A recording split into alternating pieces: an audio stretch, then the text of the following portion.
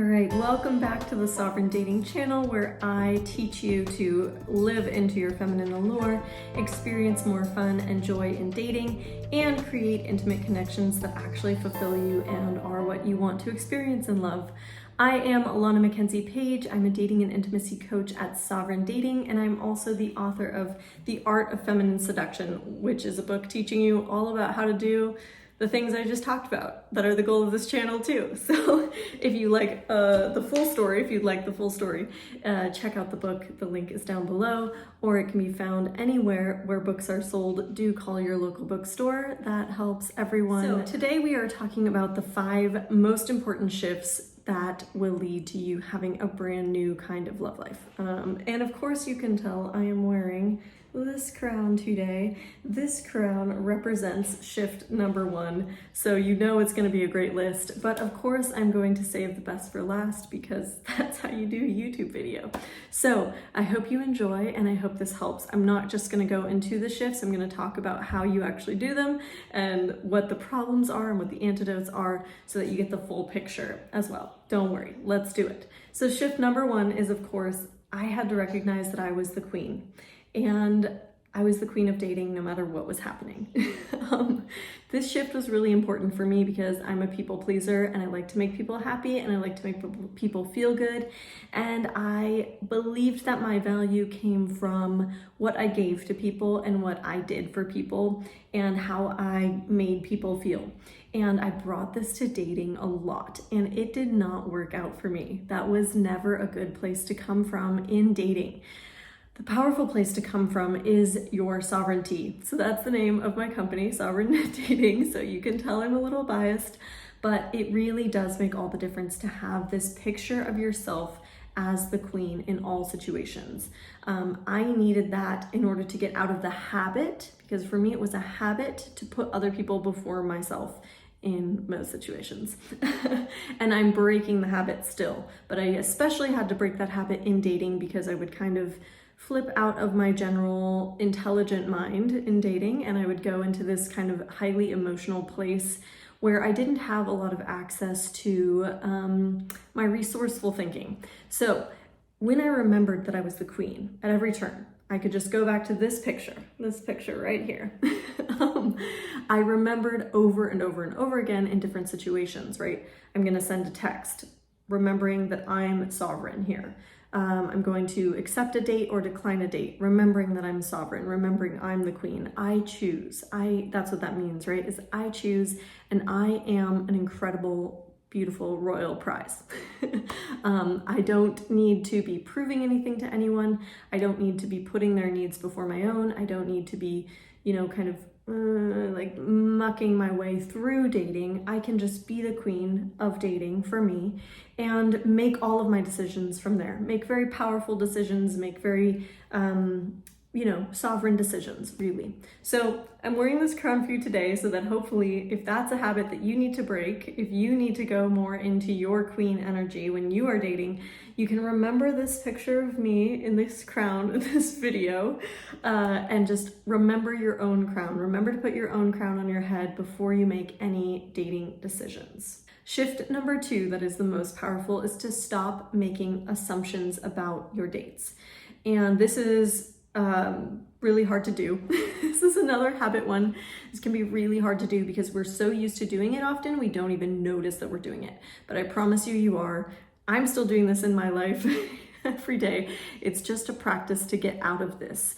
And it is something you have to focus on in order to shift out of. So what are the assumptions we make in dating? We often make assumptions about how someone's feeling about us, right? They haven't texted us today, so we know they don't care about us. Or they haven't done this, so we know they don't think we're not a priority, right? We'll make all of these decisions about what someone else is thinking, feeling, or doing in their life in relation to us that we haven't ever cleared with them. We haven't actually learned about them.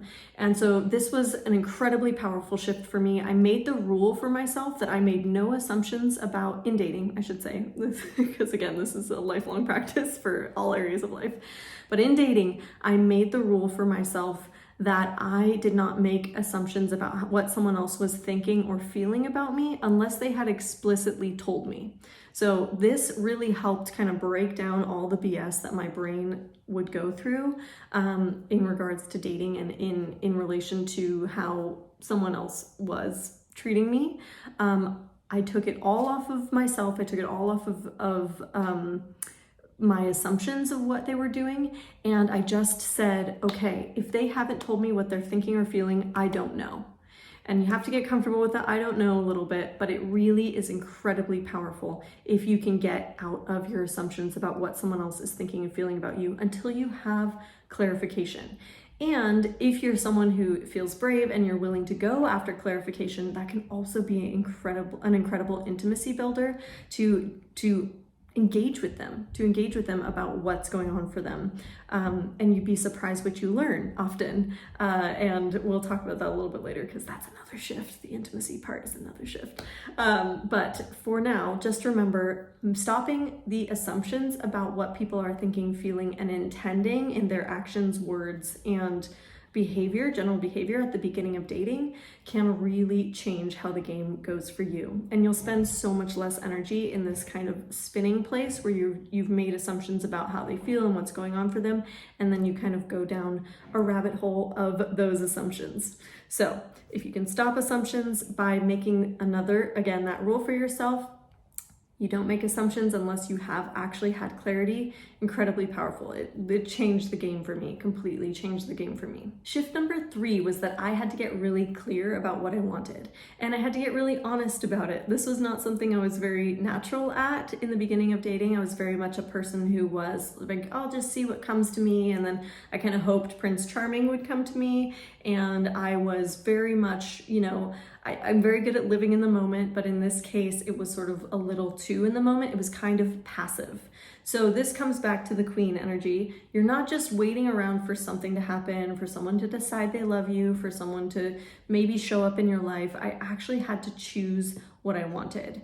And that choice changed everything because once I got clear on what I wanted and once I made the decision to have what I wanted, everything became easier. Everything became like, it really just kind of got streamlined, we could say. Everything just went like this because once you have a vision of what you're doing, once you have that picture of what you're doing or that sort of feeling, sentiment of how it feels to be in the love that you want to be in, you can make decisions from that place. You can either future project yourself there and say, what does the person who has this love do? Or you can literally make a game plan, like the way people build a business or, really do anything or do any work.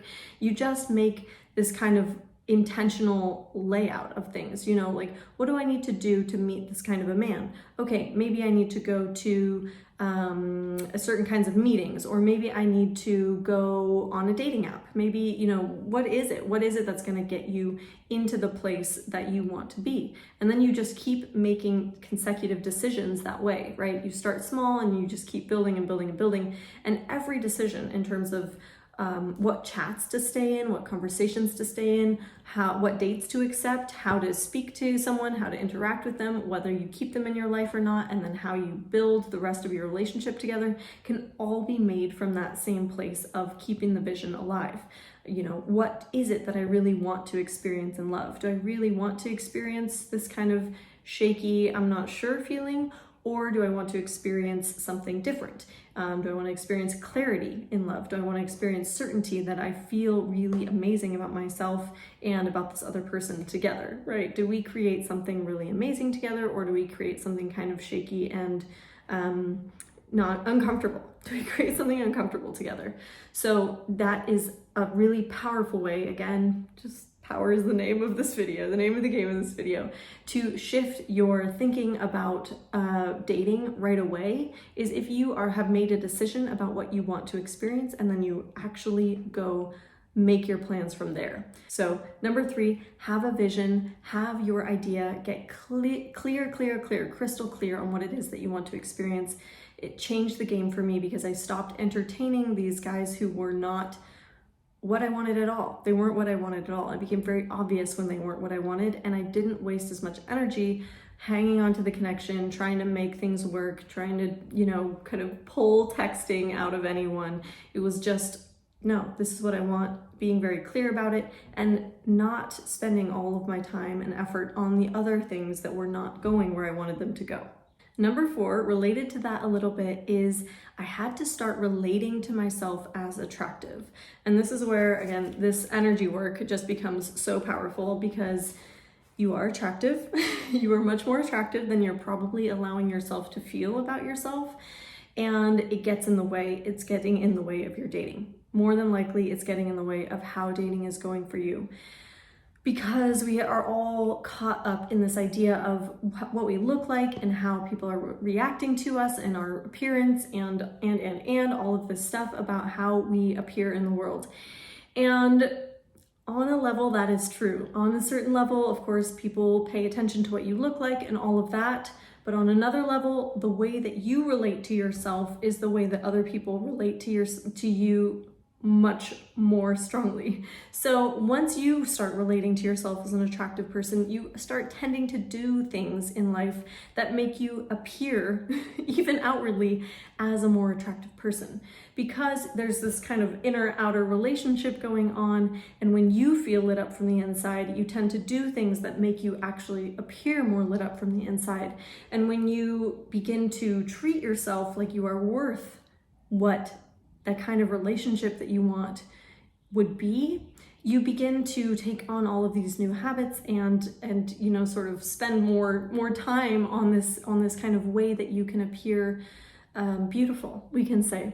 So for me, this looked a lot like spending more time on what made me happy, right? What really brought me joy, what really got me excited about life and got me kind of in this energetic place of being happy and being more upbeat.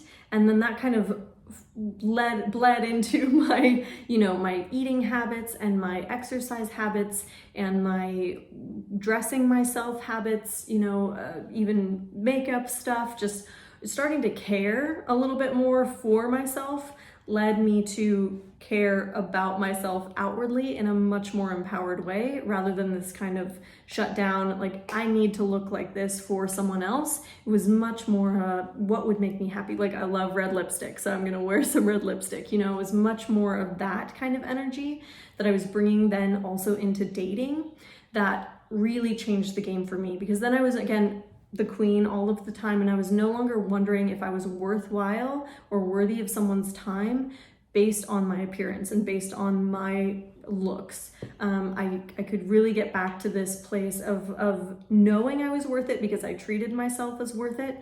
And then from there, when people didn't treat me as worth it, it was very clear for me, oh, this isn't the person for me. So instead of going into this kind of I'm obviously not beautiful enough for them, they obviously don't find me attractive, I could go to this place of they're obviously not meant for me because of, again, not making assumptions, some reasons that I don't know. I don't actually know why they aren't attracted to me, why they're not for me completely, but it's okay because there will be other people who are. And the thing is, there really are so many people who will be attracted to you when you get into that energy of relating to yourself as more attractive. And then the zinger, number 5, this is the one we've all been waiting for, is you have to start intentionally bringing intimacy into dating. And this was a game changer for me because I didn't know I could do that. I didn't know that intimacy was something that could be intentional, that it could be, and not in a cheesy way too, because that was the thing, is I also didn't really want to do this kind of awkward intimacy thing, or we needed to share our deep dark secrets in order to become friends, or whatever. I didn't want to have to do any of this kind of awkward stuff at the beginning of dating. And the thing is, you don't have to be awkward, and you don't have to be revealing your deep trauma in order to be creating some really exciting, juicy intimacy with someone from the very beginning. And intimacy is very related to chemistry, right? We talk a lot about chemistry in dating, whether it's good or bad. People have all kinds of opinions. I love to say everybody wants some chemistry. You want to have the feeling that you really are interested in this person, and you want to have energy going between the two of you. Otherwise, the match can't last. If there isn't energy in between you and there's not something intriguing in between you, it's not going to go anywhere. So you can be intentional about creating that. And the way to create this kind of flirtation, intrigue, the sexual tension, the sexy chemistry, you want to be flirting. So that's another video. That's gonna be a different different day. But for now, we're gonna talk about the emotional intimacy, because that's the other piece of that. You have to have, for real chemistry, you have to have both that kind of flirtation, the sexiness, the attractiveness, and then you also need to have this emotional connection that really lets both of you know that you can be seen and heard by the other person. So the way to do this intentionally is to use, my method is to use emotional questions. So this is something you can start doing from the very first time you match on a dating app. It's outlined in the book. In my book, it's completely full of this very detailed explanation. I'm gonna make a video about it as well, post it down below, and maybe tag it in this video if I can figure out how to do that. So if you need more help on how to do that, there are resources, you will find it. But the main idea is that you can be asking these questions that create intimacy in between you and the other person. And that's so important, because that's really what's gonna make the connection last, right? Beyond, I don't know, it's not the one night stand energy anymore, right? This is fun and flirty, but it's also meaningful, and there's something here that's interesting in a bigger way than just the surface kind of sex appeal manner. So if you would like to explore that more, those are the 5 things. Actually, let's review them first. So first is that you have to decide you're the queen of dating. You have to decide you're the queen of your own dating life and really make your decisions from there. 2 is you have to stop making assumptions about what the other person is wanting, thinking, or feeling about you. 3 is that you have to get really clear on what you want. You need to be in touch with what you're looking for in order to create it, and again, be making really clear decisions without sort of getting this leaky dating energy all over the place. 5 is to start relating to yourself as attractive. And I just remembered I made a video about body confidence. So if you really are struggling with feeling sort of not beautiful physically, then I recommend checking out that video, because that can help you start to shift that relationship in a deeper way about how to relate to yourself as beautiful from the inside out. And then number 5 is to start creating intimacy intentionally. It's to be really in touch with the idea that you can create intimacy on purpose, and that you are not at effect or just waiting or passively hoping that somebody is going to come along and really be able to hear you and listen to you and be interesting, right? This is also the antidote to having really boring dating conversations.